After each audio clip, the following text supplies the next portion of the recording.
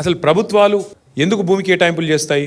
Private రంగంలో ఉండే పారిశ్రామికవేత్తలకి ఉపాధి కల్పన కోసం ఉద్యోగాలు ఇస్తారు పిల్లలకి, మన పిల్లలకి, మన రాష్ట్రంలో అనే ఉద్దేశం ఒకటైతే, రెండవది కంపెనీ పెట్టినప్పుడు సహజంగానే కంపెనీ ట్యాక్సులు కడుతుంది, రాష్ట్ర ఆదాయం పెరుగుతుంది, ఎకనామిక్ యాక్టివిటీ వస్తుంది. ఈ ఉద్దేశంతో మనం రాయితీలు ఇచ్చి భూ కేటాయింపులు చేస్తాం. ఇది ఈ ప్రభుత్వం ఆ ప్రభుత్వం అని కాదు, స్వాతంత్రం వచ్చిన నాటి నుంచి భారతదేశంలో ప్రతి ప్రభుత్వం, కాంగ్రెస్ ఉన్నా, తర్వాత టీడీపీ ఉన్నా, మొన్నటిదాకా బీఆర్ఎస్ ఉన్నా, ఎవరున్నా పారిశ్రామికవేత్తలకు, ప్రైవేట్ పెట్టుబడులకు స్వాగతం పలకడం అనేది ఒక ఆనవాయితీగా వస్తూ ఉన్నది. అయితే 10 ఏళ్ళు మేము ప్రభుత్వంలో ఉన్నప్పుడు మా దగ్గరికి చాలామంది వచ్చారు.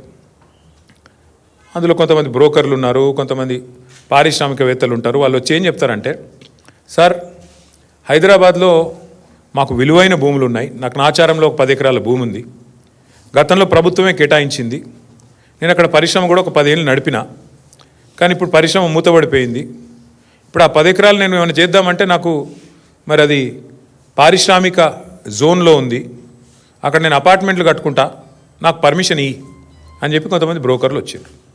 వచ్చి నేను చాలా నిర్ద్వందంగా చెప్పిన, అది ప్రజల సొమ్ము, ప్రభుత్వం ఇచ్చిన భూమి అంటే అది ప్రజల సొమ్ము, నీకు అడ్డికి పావు షేర్ ఇచ్చిండ్రు, చాలా తక్కువ రేటుకు త్రోవే ప్రైస్కి నీకు ఇచ్చిండ్రు, ఇస్తే నువ్వు దాంట్లో పరిశ్రమ నడపాలా, ఉపాధి కల్పించాలా, కల్పించినావు కాబట్టి, కొంత నడిపినావు కాబట్టి నీకు సేల్ డీడ్ కూడా ఇచ్చేసింది గవర్నమెంట్.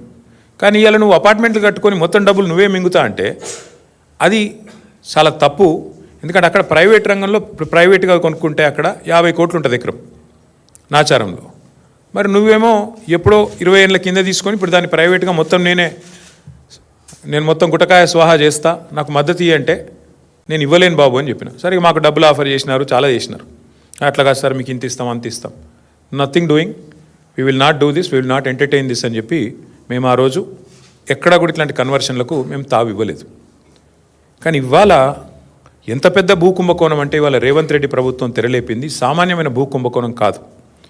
1 కాదు 2 కాదు, హైదరాబాద్లో చాలా చాలా పెద్ద ఎత్తున మన దగ్గర పారిశ్రామిక వాడలు ఉన్నాయి. ఉదాహరణకి హైదరాబాద్ నడిబొడ్డున అజామాబాద్ ఇండస్ట్రియల్ ఏరియా ఉంటుంది, పక్కనే బాలానగర్, కుకట్పల్లి, జీడిమెట్ల, నాచారం, మల్లాపూర్, ఇంకా చాలా ఉన్నాయి చుట్టూ పారిశ్రామిక వాడలు హైదరాబాద్లో ORR లోపల బోలెడు ఉన్నాయి. ఎక్కడ కూడా ఇవాళ మార్కెట్లో మీరు చూసినట్టయితే అక్కడ ఎకరం 40-50 కోట్లకు తక్కువ ఎక్కడ ఉండదు, గజాల లెక్కనే ఉంది, ఎకరం లెక్క కూడా లేదు. గజాల చొప్పున 2 లక్షలు, 1-1.5 గజానికి ఈ స్థాయిలోనే ఉంటుంది. ఇవాళ అట్లాంటి భూముల్లో రేవంత్ రెడ్డి ప్రభుత్వం తెరలేపిన కుంభకోణం ఎంత పెద్దది అంటే దాదాపు 9,200 పైచిలుకు ఎకరాలు, దాదాపు 9,300 ఎకరాల భూమి హైదరాబాద్లో. అంటే మీరు సగటున 40 కోట్లు వేసుకున్న ఎకరానికి దగ్గర 4 లక్షల కోట్లు, దగ్గర అంటే 3.5 లక్షల కోట్ల నుంచి 4 లక్షల కోట్ల మధ్యన మార్కెట్ వాల్యూ ప్రకారం. లేదు 50 కోట్లు వేసుకున్నారనుకో సగటున, దగ్గర 5 లక్షల కోట్ల విలువ చేసే ఆస్తిని, అందులో మరి ఇవాళ ఆయన అనుయాయులకు, ఆయన వందిమాగదులకు, ఆయన బామ్మర్దులకు, ఆయన తమ్ముళ్లకు, ఆయన చుట్టూ ఉండే బ్రోకర్లకు ఇవాళ ఒప్పందాలు కుదిరించి ఒక అతిపెద్ద భూ కుంభకోణానికి రేవంత్ రెడ్డి ప్రభుత్వం మొన్న జరిగిన కేబినెట్ సమావేశంలో తెరలేపింది. ఇది నేనేదో ఊరికే ఆషామాషిగా ఆరోపణలు చేయట్లేదు. ఎక్కడెక్కడ విలువైన భూములు ఉన్నాయో ఇవాళ హైదరాబాద్ చుట్టూ అక్కడ రేవంత్ రెడ్డి ముఠా వాలిపోయింది. మొన్న కొండా సురేఖ గారు ఉదంతమే దానికి ఒక క్లాసిక్ ఎగ్జాంపుల్.